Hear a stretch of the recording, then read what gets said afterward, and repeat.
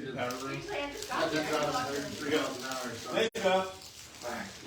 Okay, Tim, we're live. All right. Do I need my little Mikey? Just We don't talk. have. Just Just talk loud? Yeah. All right. Speak up. Speak up. Tim Arrowood here, People's Home Equity. So they're, for their office, they'll live stream it and everybody can watch it later. So, Tim Arrowood, People's Home Equity. All right, I just kind of wander around. They try to keep up with their camera. Hey, right here. Yeah. So, I wanted to talk today about construction loans, one-time close construction loans, and it's so important to have some context with a builder. And so I was thinking, who do I know that represents a builder, and who do I know that I like, that I trust? And so I couldn't find anybody, so I called Wes. Yeah. So actually, I've known Wes for it's been 11, 12 years, something like that. Like a lot of people in this market, he at one time was at Keller Williams. It goes down to. I'm just worried that it might be a little over the weight limit. Oh, I tested it. You're fine. Tim, can you scoot over a little I can bit scoot a little closer bit so I more? can get Yeah, both of okay. you all in? That's in there. So you Sorry. may need to turn it sideways so you can get my complete breadth here. I'm trying to get out of the You try to get here. I'm having the sheet there and move it over to you. Yeah. So I thought that it would be a good idea to just have Stop touching He it. doesn't know how Stop to touching put his phone aside. That's what I was trying to do. he's never done it ever.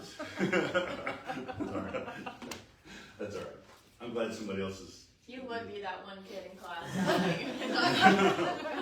Yeah, you're the reason they have the sign that says, please silence all your phones. Well, I was trying to silence it, and then I hit the volume button, and it turned everything on. So I mentioned to several people about like a VA one-time close, 100% financing construction loan, and there's been a lot of interest. I mean, I think you've got some. I mean, I think there's 3 or 4 that have talked about that. But I realized, for us, the one-time close construction is really quite simple because we're just qualifying the borrower.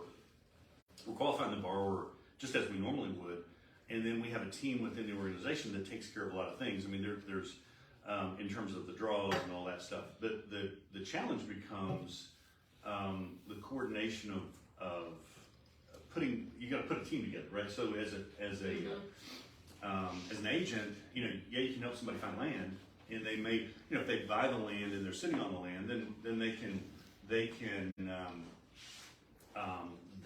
their time, right? They can say, well, I'm going to put the house here. Right. I'm going to start looking through books, over the next year and find out the design I want to put in there because I want it to sit a certain way and all that stuff, which is great. But if we're talking about something like a 3.5% down FHA, which we can do for a construction loan, or a 100%, anytime we're going to do a one-time close, we're going to roll in the purchase of the land and everything together. Correct. It just becomes a coordination challenge. And so I was thinking to myself, well, how do you do that? Because there's a lot of folks, a lot of builders that I've talked to that are not interested in doing customs, right? It's the hardest way to go. The hardest way to go, right? So, and it's not that you can't find one, but you might be paying $200, $300 a square foot, something like that for. It's usually north of 300. Really? See, so thinking about somebody that would have the capacity to be able to, I thought, well, what's a good compromise? Well, if we talk to somebody that they built 2 or 3 different styles of houses, but we don't want the D.R. Horton. That's on one end, right? You get the full custom on the other end. But if you had, well, I want to get my lot, but I'd like to be able to pick from, 2 or 3 different styles, and I want to build that. That way, it's easier to coordinate things quickly to say, this builder that builds 3 or 4 different houses, I know what it costs to build that. Now, I don't know how to cut it. I mean, I got to think about cutting the road and the utilities and all those things, which is a big deal. But still, it's 90% of it is it's a known quantity. We know how much it costs to buy the land. We know how much it costs to build the house because you built them, or they're building multiples of those. Then that's where I would thought of West. I mean, all joking aside, that's what I thought of West because what I'm perceiving, is that before you came, I got a piece of turkey in my lung, I think. So Who's Matt Wall? I'm good. If it's in my lung and drinking it doesn't help. I got to gargle it or aspirate it somehow. So it's It's like this all the time. I know. You know, so it's just been a while since you've been around. That's what it is. I get the idea. I'm the straight man. I got it. Yeah. So I just thought that I know that what I perceive anyway is that Wes is representing a builder that's doing multiples and doing a few different types of houses, and my perception is that you're on the lookout for lots, and then you find where you can cut up something, put 3 right there, and they're nice houses, but you're not building a full subdivision, or I don't know. There's one of the houses that you have listed. Yeah, So well- tell us about what you do. Okay, so I came today to just help Tim out too, but you guys to get a little value out of it might do what I've done. So I've been doing this about 20 years, and I've kind of settled into this new construction niche because I've got my contractor's license. I haven't built anything yet, but I like this part of the business. Mm-hmm. So the hard part about being a new construction guy is most of the builders around here are married to their agents. So it's tough to break into that. So how do you do it? Well, you got to add value. And so I found a young builder, and he built one house 1 year. And Is this the same person Same that guy I'm we working did with right last year? huh? Remember last year on Old Victor or New Victory Road in Telford that we were working on? Yes. Never went out? Yes. Was that the builder? Same guy. Okay.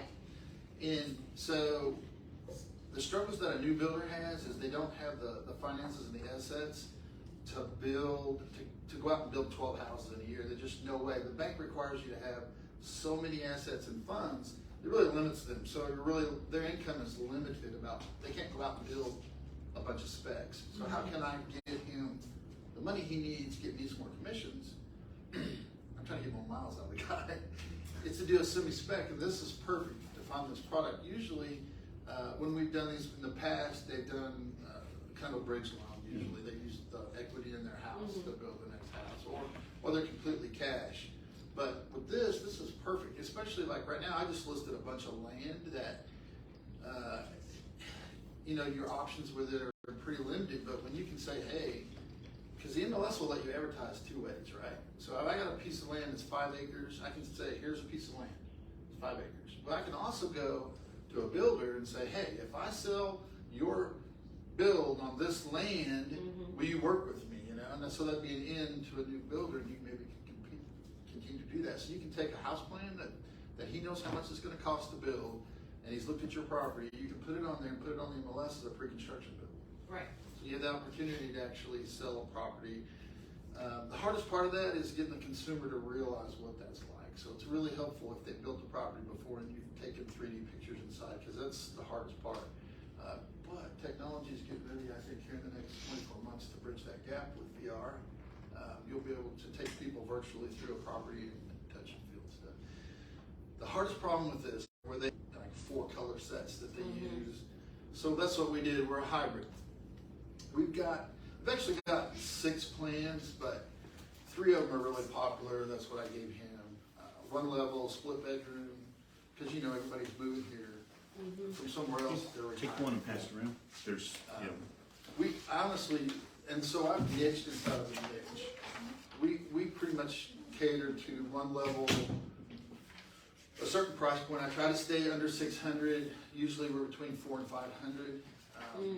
And the nice thing about finding infill lots or something is you can find unique properties. Like the property that's listed now has got mountain views. I don't know if you guys have done any kind of internet advertising, but if you put mountain views in there, all the outline people are crazy about that. Oh, yeah. Yeah, I'm working with it. Actually, I just put this on yesterday, and a couple from Florida was like, oh, we want all of it.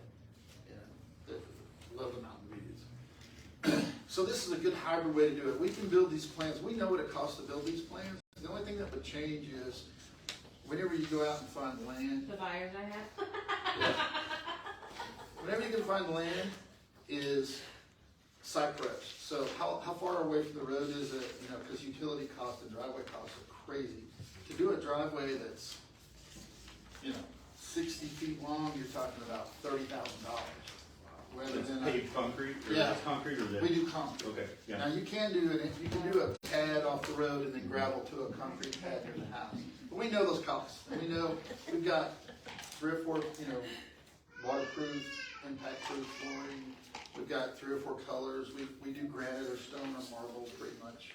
So I can build those and I know what it costs. So if you guys found a lot and you want to build it, we can tell you pretty much what it's going to cost. And then the challenge is, like, if you're going to use somebody else, is you need to narrow their choices. Because if you give them a choice between putting tile and carpet and flooring, so just try to keep it as simple as possible. And let them know that, yeah, they're not getting some of the choices they might have a complete custom, but they're also not paying $300 a square. We can do it around, in a typical lot in town, $270 a square, which if you start doing the math, it's a lot cheaper. No, believe me, bar Last year, none. golly. Oh, well, Or that was 2 years ago. 2.5 years ago, we were at $170 a square. 170. And now we're at 270, but we are starting to see some correction. So as inflation gets capped and the demand goes down, like we buy most of our stuff from Lowe's and Builders First Source. And so if demand's high, man, they're getting all they can get. But we're starting to see some prices fall back to normal ranges. And also the other problem was there was so much work out there. The guys were giving us, I don't want to do your work prices. Yeah. And we had to pay it. Yeah. Right. What people we could find. Well, now the work's starting to fall off. We're getting people that are starting to come to us and ask, hey, you got anything to do? So we'll see that come down. And I generally do at least weekly market research for them so that we stay competitive on our prices with our competition in the area. And we don't try to compete with the D.R. Hortons, Horse, and Wolf, but, Carl Little, Scott Britton, the normal builders, we're really competitive in their price range. And then there's some other choices you guys have too. I don't know a lot about them, but Guardian Homes is kind of Orth's custom home side. Oh, I didn't So know that. you can maybe get something going with them. I can't think of, there's not a ton. If you can find somebody that's trying to get into this, there's your value. You want to talk, here's the worst part is, you go find an agent or a builder, you set them up once, and then next year their wife's got a license and you're out. Yes. So how can you prevent that from happening? Provide more value. So I pull building permits near you, and I'm branched off if you will. No, you're good. You're good. You pull building permit, so try to create a completer picture for them. The biggest danger to a new builder is bankruptcy. Because this is a big, big money game. So how can you keep them from that? Well, give them information, give them projected market, NAR does quarterly, I think, market projections. You can do market reports for them that talks about absorption rates, and you can also track, like, a lot of the stuff we see, like Orth, they don't put their stuff on the market until it's done. So it's hard for you to say, well, there's an appetite out there for housing when there may be, like, they've got 12, I know, in Chestnut Cove that they didn't have on the market for there. And then there's a new subdivision out also in Elmer, Walker, you guys know where that is? Scott Buckingham's doing it. There's like 200 building sites out there. Really? Orth is doing one in Elizabethton Tucker, too. Cunningham. So how do you allot for all that inventory? Well, the Washington County's public records. You can pull the building permits off their website, so you can see who's building and where they're building. And that's a good way too to go in there and find a onesie twosie guy that you can create a relationship with, and try to bring them over to a piece of land you have. And sorry, I'm shining. No, I think that's great. That's great. That's awesome. But there's a lot of value. I've been looking for this loan forever, and the problem's been that no one could find the investors. They could do the loan, but they couldn't find the investors to fund it. So I got some questions for you. Okay, good. This building process is generally 6 to 12 months long. How do you lock someone in on a rate that way? So this is a one-time close. So what happens is when we close on the loan, like It's closed and locked. closed and locked, right? So and there's interest being paid, and let me back up and say this has been available to me through the company for about a year and a half, and I've been afraid to actually do anything with it because I wanted to make sure that all the kinks were worked out, and I don't want to be a guinea pig, right? Because my reputation's on the line. Now, I've heard a lot of good things, and there's, I've got somebody in Knoxville that's doing a ton, for example, with manufactured homes, right? I mean, they're doing 10 manufactured homes a month, just by laying home packages and things like that. So I felt comfortable with it. So, what we have to offer is you know, a conventional, right? You can put 50% down or 5% down conventional. You can do a VA, which is 100%, or a FHA. 5% of the completed home price. Yeah, yeah. So if it's 500,000. Yeah, so 25,000. So, you know, the VA is 100%. Now there's some things like some peculiarities with the VA that the builder's got to pay the interest during the, you know, the so important things like that we would want to spend, you know, It's through the really process. important. It is important, right? And so those kind of things, and, you know, does it make it, you know, just because we say we can do, does it make it practical? Well, no, it is. We just need to know up You need to front. know up front, right? Yeah. Exactly. So, and so, I forget your original question. I thought maybe the loan didn't completely close till Oh. you had a certain completion. No. So how do you handle change orders? So that's another reason to be thinking about not having a custom, right? So it's like, this is what it is. Impossible. Yeah. So there is a contingency that's built in, like 10%? It depends. It could be, it's a minimum 5%, but it's you know, it can be whatever you want it to What be. I'm saying is, so most of the time when you do a construct, there's actually several lenders in town that do construction. Yeah, absolutely. But nobody who does the VA, FHA ones. They usually want you to have your lot paid for, and then they'll do the loan. Right. And then I forgot where I'm going. Change orders on Yeah. those. If you Where'd you put if you look at the TAR forms, there's a new construction contract in there that has a worthless form there. That's a new construction allowance form. Do not use it. It's going to be completely wrong. And then all it does is, like, if you only use that form if you're building, like I'm talking about, something from scratch. And you need to make sure that everybody knows what's going into the house and how much it costs. Use a feature sheet. So make the builder give you a list of his intended materials. If he's giving you flooring, he can give you the SKU number from Lowe's, and that'll tell you that price range, what colors you can pick from. Because if you just say $1,000 for the flooring, it's, who knows? Who knows what's going to, that flooring's going to cost when he's ready to put it in. Okay. Does that make sense? That's one of the things that I've seen is in us as agents, our complete here is to manage our client and to manage expectations. And so we it's a $250 fee for any change order, just for us to tell you how much it is. Dang. Because I don't want the consumer to because if they keep changing, That's it a costs good us idea. money because we have to hold property longer, you know, it costs money. So, Yes. change orders normally are paid in cash at the time of request and are non-refundable. So if that client backs out of the deal for some reason, which wouldn't happen in your case since they've already gotten one. Yeah. The money's already there. It's in escrow. It's being paid based on draws. Yeah. So this is again. This is where I have always been concerned about it because it's so hard to, you know, things come up. I mean, it's just, what happens if? And if it's 100% financing with a VA, it's like, that's great, but I mean, what does that mean? I mean, it's like, I don't have an extra 10 grand to throw at this because I'm doing 100% financing. Now, I think that we would just take a look at that, you know, build it into some contingency built in, but also probably look at these people a little bit harder about, hey, do you have any of your own cash? I know, yes, you can do 100% financing, but That would be probably my going to have 10 or 20 grand sitting aside. So most of the construction perm loans I see have automatically built in a 10% buffer because they know it's, Right. you know, there's going to be some fluctuations. Right. in it. Then also, so who dictates draws? So it's managed. It's a request that's made by the builder. You know, and Who's it there's- paid to though? It's going to be paid to Consumer or the builder? So that's a question I had. So I believe that it would be. we pay our subs usually weekly. So there's probably going to be a little float the builder's going to carry because I think usually on these draws they have a scheduled draw period and you have to find out what that is. Right. They won't give you a weekly draw. They only will, like if I have the flooring done and a couple of major items, I can go back to the lender. I've shown that it's done. They'll pay a draw. Right. So you're going to ask the builder to carry a little float there of that labor too. Right. And that's important that the builder's going to want to see that he gets the draw, Right. not the consumer. Right. Because if the consumer and the builder, and this happens 50% of the time, they get it sideways, that's another of our fun jobs. Yeah.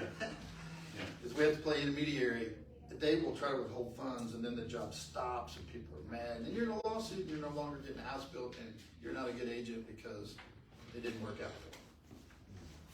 Right. Because technically, they can fire the contractor and hire a different contractor if they want to. Tim, do you know anything about what I was talking to you about for the storage container houses? If there's financing for that, since technically they're site built. They must ask everybody in the Tri-Cities. I saw that on every realtor feed. I had 3 of my agents call and go, oh, I've got an investor who wants to know. They want to come to town really bad. They just need to know who's loaning the money on. I think that, to me, I think it's a chicken and the egg thing. There's just no comps. SunTrust Bank Really? did a loan on a $300,000 Container container home? home. I don't think it ever sold, but they built it and they're renting it now. And Is it's that on the downtown corner- by VA? No, it's on Indian Trail Road. You know, if you go down State of Franklin, just as soon as you take a right on that new turn, there's a black home there. Yes, It's, yeah. that's, It was on the mark a couple of years yeah, ago. for 300. How much was it? 300? Yeah. Oh, it's 2 and 1 It's was 2 almost units, a shared, Yeah. shared But I middle. don't think it ever sold. I think they're renting it now. Yeah. But I think SunTrust did the building loan on it. I saw And that. it So you gotta Cost watch them that much? No. Oh, I No, was gonna that's say, just what they're it was like, listed for. oh, So you okay. gotta watch that. SunTrust has a doctor loan that's pretty loose. Oh, yeah. Mm. So you need to watch that. I mean, we may not do a Can I- loan on it, but, Can I curse? yeah. I'm gonna tell her about a different lender. Okay, that's great. I don't mean to. Well, their initials are, and then you People's say the home. Community Bank used to have a loan that they would loan on building a single wide trailer. They don't care. As long as Where's it's that? Huh? Where? People's Community. I think they've changed I names. think they have. I think maybe they're just Community now. Something like that, yeah. They're right there by the mall. If you had, a- preferred then. if you had a 710 credit score, they would. So the nice thing about them is they have an internal, like not Commerce Bank, Yeah. and there's one other one Think it's here. They have a NCSC. board, so they can take a non-compliant Yeah, right. FHA loan to someone, which that's what those are. They're going to keep them in house. They're going to service them. They're good. They're not going to sell the loan. But for me, it comes down to comps, because I mean, technically, Okay. that's, and there's a chicken and the egg. It's gotta come, you gotta build them first, right? So, Well, we can do a modular and ship it, or you can just do a site built on it, but it's constructed the same way. Look up Boxable. Boxable? is that, that's, It's an important venture. It's a Oh, joint right. venture. with Elon Yeah. Musk, isn't it? Phenomenal. No. Nope. Bezos. Basis, okay. So So, they come, They come in a piece them 30 together. foot long. Yeah. No, it comes in a 30 foot long. It's like, I don't know, 6, 8 foot high, about 5 foot wide on a truck. You set it on your ready to go pad, and it unfolds. Unfolds, yeah. And it's completely done. I mean, and it's 50 grand for like, it was 800 square feet. I thought that was great because they're Dang. looking for investors. You can actually buy their stock, and they're looking for someone to start a factory on the East Coast. So it's bigger than a tiny home. Yeah, here's what I thought was cool about it. Think about this, VRBOs. What's the worst thing that happened in real estate to a piece of property as far as when you buy a rental? No one wants to rent it because of where it's at, right? Mm-hmm. We just fold it up. and give it somewhere else. That's true. Yeah. So you could test sites for VRBOs with that. Dang, Then when it goes, you can build your permanent VRBO there and then move it to the next. that's awesome. I thought that was cool. Sorry, No, no. shiny up. That's all right, That's cool. that's all right. So when I look at our product, I would, I would be thankful to have any referrals for construction loans. But, I mean, the big guys around here for construction loans are gonna be Eastman and the local banks. I mean, who is it, Farm Credit, Real First, right? I think they do Yes. a really good job, right? And those are all great, but typically they're gonna require, quite a bit of, 20% to 30% of something, unless it's doctor loan, right? So doctors like get a free pass, it's cheat code, So, but the thing I feel like is the niche for us, at least in the beginning, would be to do some of these where, you've got somebody, I mean, you're selling houses to people that put 5% down, but you just can't build for somebody that's gonna put 5% down. So, and the thing you mentioned the other day for you was, there's a capital constraint, right? You only have enough credit line to build 5, 6, 7, 8 at a time. So, well, if you have the capacity to do more, maybe you've got 8 and 1 or 8 and 2, if you're able to do those 1 or 2s that we could do, they just get somebody signed up early, stuff like that. So What were your, on the original loan that you were talking about, what are your limits on that? As far as like, what are your cap amounts for? Can you do it above jumbo or jumbo loan? we can do jumbo construction, right? It's jumbo now here, Uh, 600. yeah, it's 600. So yeah, I would think that, anything when you get into jumbos are gonna be more difficult, and they're gonna be, the requirements for jumbos are gonna be more in line with what the local banks are gonna do. So our jumbo may end up requiring 20% down. Well, and I'm sorry, just before I forget, if you guys decide to do what I said and go find a builder to do the thing, if you're gonna use this loan, they have to be a VA approved builder. Yeah. And they actually are assigned a VA approved number. Right. And you can look them up on the VA Even if website. they're not doing a VA? What if they're Well, doing his loan, FHA? yeah, FHA and VA? FHA too, you have to Oh, be, okay. yeah, you have to be an approved builder, but I don't think it's a big deal. No, it's actually not. I've We got, are, but we've yeah. always been. So this is, you already got that, but these are just the things that you need to be a VA builder. So maybe somebody could share one of those with Mr. Lincoln. Actually, I was thinking about Lincoln. I was thinking, because you can build with just same thing you can do with a VA loan. You could buy, like you could buy a fourplex and live in one of them. You could VA loan. You could build a fourplex, live in one of them. Live there for a year, 100% financing, and you've just built yourself a fourplex that you could rent and I was talking to a new agent the other day that's thinking about buying their first home, and I'm like, you're not married, and you're, they didn't realize that 1 to 4 units is a. Yeah. I said I'd buy a fourplex. Yeah. Because what is their percentage of the projected rental income? Yeah, 75% of the projected rental. income ratio. Yeah, so it's going to help them be able to do that. So, it's, and even in Lincoln's situation, he can be the contractor, Lincoln's license. So he can be the contractor for his own deals. He just has to go through the right process. Yeah, so you can build. So that's the thing. So I'm a contractor, and I'm getting ready to build my own house. And most of the lenders I'm talking to are like, you have to have 75% of what we're going to loan you in the bank before what we're lending on, if you do it yourself. Yeah. So if you wanted to build your own, and you could do a VA 100%, you could be your own general, that kind of thing. So Awesome. yeah, That's great. so yeah. Ken's So like sold. I got him. I'm trying to think. This is honestly, I think the best thing about this is it's a really, really good way for right now, especially for new agents, the inventory is so low. Nobody's got listings, usually they're selling quite a bit. It's a great way to come up with some listings. And I'm not into here, but if you aim for a piece of dirt in a floor plan that's super popular, it's not what it is. Yeah, actually, Yes, it is. Just our. It It's is a very switch fun. property. It's a great switch property. So if I were to see that there's a bunch of 2-level homes in this price range on the market that are new construction, and I wanted in, and I had one of those, then you don't have to wait 7 months. Let's go buy this one. It's a good I switch see what property. you're saying. Yeah. Very seldom do I sell my own property. I just sell somebody else. Right. Yeah. Any questions, Matt? You've been decidedly quiet. I was eating all that. Uh, No, it's all good. It's all really new, honestly. It's not a world that I've been in a whole lot, so it's great to hear more about the process. I've been in the business for 7 years and I've never done a new construction. You guys too, I'm gonna pet peeve here. If you buy a new construction that's more than 80% done, don't use a new construction contract. If you're buying something that's not done, then use the new construction contract.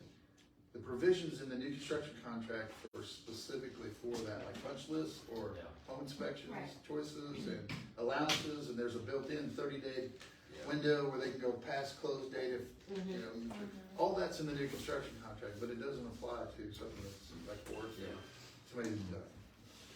Yeah, I think Okay, makes sense. we spoke briefly about some clients that were going to go that way, and somebody else snagged it, and we couldn't get anything else. And there's another.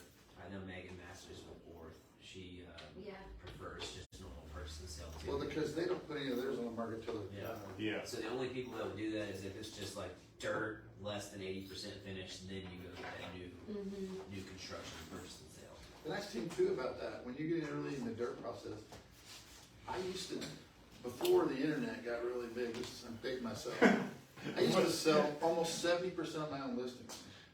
And then as the internet came out and everybody started getting captured so early in the process with, Boomtown, all these lead generation process, it went down to 13%. But now that I'm back to doing dirt projected like that, I'm back up to doing 50% of mine, so I'm double-sided in 50% of my deals. And a $400,000 or $500,000 house, that's great. Do that all day. 6 days, you don't need that many closings a year. So that's nice. It's a nice thing. You catch people so early in the process, and then too, if you're super knowledgeable about it, even if they talk to somebody else, they're not going to talk to them anymore. Because I'll be honest with you, most agents don't spend the time to get educated and know this process very well. Right. We have a fairly new agent here. He's not here today, that is a contractor. Oh, okay, I forgot about that. Yeah, Mark, yeah. This would be Mostly a clips, though, is what he's done in the past? or- His niche was project management of big commercial stuff. So Oh, like, okay. What's his last name? I might make a few. Brian. B-U-R-N. I mean, B-R-U-N. B-R-U-N. From North Carolina, 6 months ago, maybe not longer. So with a VA construction loan, they don't have to bring any money down. But probably you will look into the reserves of like, okay, if there's like, you need probably at least a 10% margin. It would be a combination of their reserves and also contingency that would be built into it. So if they say, hey, we can build that for 450, the land's 50, and okay, so we're at 500, so the loan is gonna start out at, 550, something like that. So there's already some contingency built in, and if you get done and you don't use it, then that just goes towards a principal reduction. Okay, So- so if it was like just a piece of land for 50,000, and then we have a great, blueprint spec of what we want, then it's like, okay, this is gonna be 550, that's what closes in that, what is it, 30 days or so? Yeah, it'd be, Typical. for us, typical 30-day And close. that Now, money's it's escrowed. just- and then The it's- first one's gonna take 60 days, right? Yeah. And then the next one might take 45 days. It's like, oh, we got this down. We know what we're doing now. Yeah. So just a little heads up. I've been in this situation where I've had both sides of what we're doing. If it comes into question, what is your commission based on? If you're selling me, basically they see you selling you just dirt. Yeah. So what's your commission based on? Oh, really? What is it? You better come up with a script Yeah. and some value add. Yeah. So just because the dirt closes, you're still gonna have all these responsibilities that I was talking about being a buffer, a go-between, and you're gonna be still guiding them through the process. You're still gonna be, identifying problem areas. So you talk about your value adder and why you're getting paid on the finished price instead of wood. Yeah, just the dirt. So, and that funds, how do you, So that's the other thing I don't know, it's vendor dependent. So How do you it's- get that money for your commission? I think it would probably depend on, it's built in. The money, I would expect, I can't even finish the sentence. But as I work through it in my mind, the contract for the commission is gonna be between the builder and the agent, right? Yeah. So if the builder says, I'll pay you now, then that's okay. So that's If the what we builder did. says, we'll pay you later, then that's a negotiation that you would do. I normally don't get paid till the end of the deal, and it's built into the contractor's estimate on the property, it's a line item. Okay. Just so you know, you're gonna wait 7 months to get paid. Yeah. Better 7 months than a year and a half, better 7 months than a year and a half. Yeah, or never. Yeah. And if you have a bunch of them, And if you're bringing, I would imagine if you're buying a lot, then you get commission off the lot, a small commission off the lot when it closes, because that's a different transaction, right? So you would get half of that commission, and then the other half would come. Yeah, that's what we were doing last year in New Telford. We were gonna close the land Mhm. and then work on the house, Yeah. but those clients were. and that was the reason, is because there was no funds to pay the commission up front. Yeah. Right. Until we're done, we don't get, the contractor's not got that money until the end. And it was usually the end of the deal, and that gave the consumer a little bit of feel better, that they've got that commission to keep you working for them, Yeah. Now, is it, when you first got started, I mean, you were learning too. I mean, so you were learning, it was, you were really involved in the first one, and then, and then as time went on, like right, what you're doing now, you're anticipating things, you've already got things in place, you've created the proper expectations, and I think those are, usually the things that are the challenge is making sure people know what they're getting into. And the first time you do it, you're not really sure yourself, so you can't. I tell you, the biggest challenge on that, we've sold, like, I sold 2 houses during the peak stuff. I sold a completed house before we were buying the lot anyway. Before we even closed on the lot, I had sold the house. So then the consumer, it was 10 months between there and there. And so what they had in their head as a finished product and the level of finish and whatever, even though I took them to other houses, it wasn't the same as what I had in my head and what the builder had in his head. That's the toughest thing is, how do I get my client to the end and have them not be disappointed? You know? Yeah. And it's tough because their expectations change in HGTV, you know what I'm telling you, every time. Or they go out on Sundays and open houses on. They're looking at new stuff and they're, you know, they forget all about those conversations you had at the beginning about, you know, we're not doing that because you want this price. Right. Yeah. There's a lot of. There's a lot of front end education and then Look, touching. Like it's your not content. the most efficient way to get paid. Yeah. I do it because I like it. Yeah. But it's you wait longer. You're married to somebody for 6-7 months instead of 30 days or 45 days. Yeah. That's pretty big paydays. I only did. I don't remember I think my average sales price now is close to 400. So, which when I started, I would say it was 109. Oh yeah. It's really nice. And then if you double in them, you know, you really well fast. Anything else? OG? So what's the second thing you should do when you have a client that's interested in doing this process?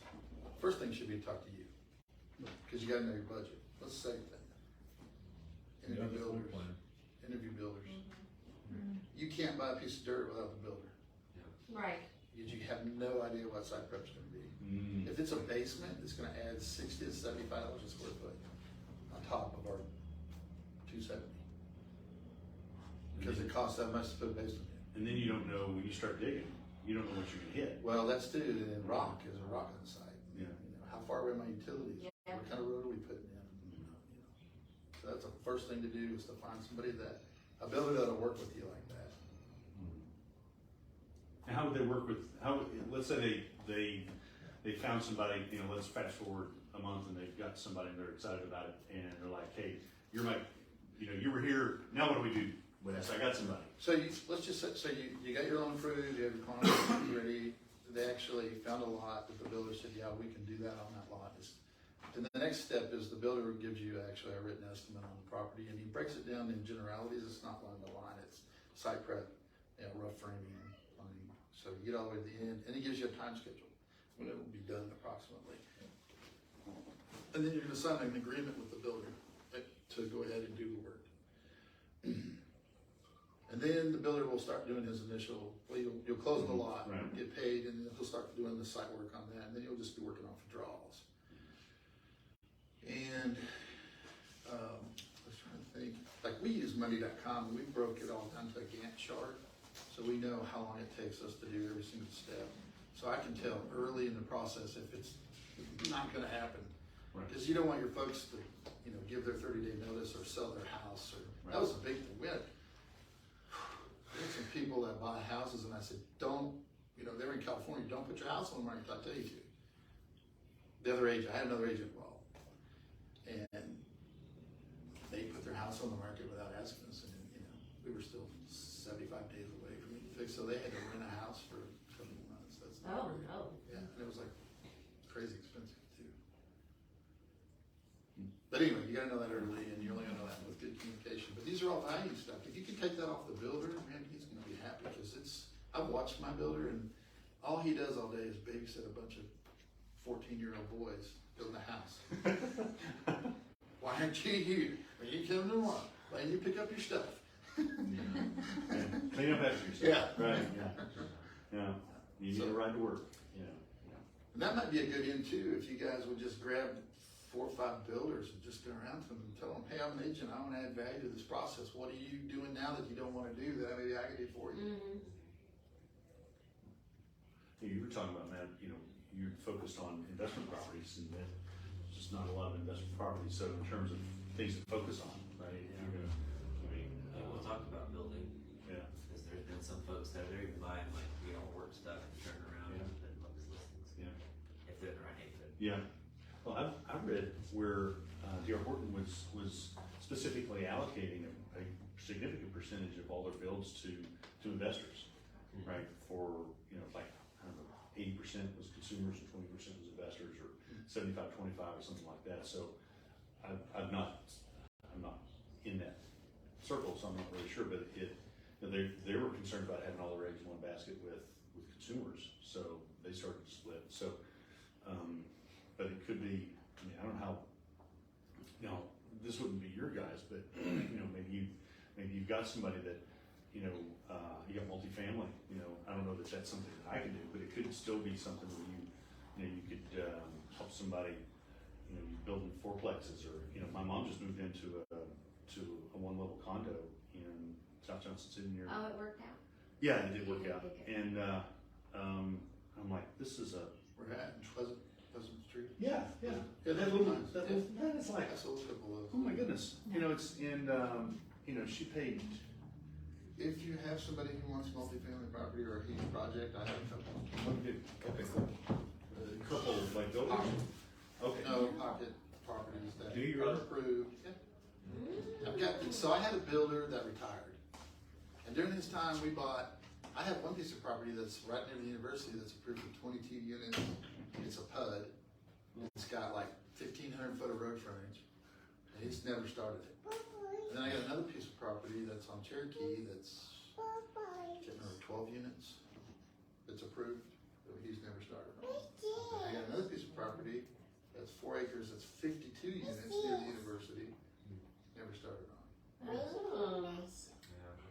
Yeah, We have somebody who's serious. Yeah. Yeah. Well, I thought about, like, what mom bought, they're condos, but they're little fourplexes that are connected, and they. Well, that's just the reason, because I'm trying to get him to build that on one of those properties. Yeah, I mean, that's perfect. There's a cost. Yeah, I don't know, I mean, she paid, $275, they were asking $225, so. Did you see the ones over by Chelsea's place back there? I don't remember who built them, but same thing. You know where I'm talking about? Across from Lowe's in Jonesboro. If you go back in there, Oh, okay. there's another phase. They built a bunch of one-level stuff back Really? there. Okay. That sold really fast. Yeah. For like 300. Yeah. Well, Well, I some folks going out probably. Yeah. so, I thought, my goodness, because there's just no one-level stuff, for mom, we don't want to step in, we just want to pad, Yep. and the brick's great, it's going to wear well, it's simple, it's clean. Well, most of those have HOAs, and if you look at the restrictions, most of them cover all the exterior, but maybe the windows and doors. Yeah, That depends on. and her HOA is only like $120 a month, and There's covers the. some that I've seen that are like $350, It's crazy. and they, Woodstone. yeah. Yeah, so I'm thinking. Yeah. So They're like $375 now. as we're winding up here, I'm around. I'll help. If you guys have a question, are you the broker now? Joey. As long as your broker doesn't mind, I'm happy to help you. Yeah. If you have, Thank you, thanks for being Sure. here. Yeah, of course. So, Appreciate it. this has always been, what was the phrase you used earlier? it's always help first. Help first. There you But go. the rest of it works out. So I need $20 for lunch. Well, It's only probably about $150, $200 for lunch. Right, well, thank you guys. Thanks, Wes.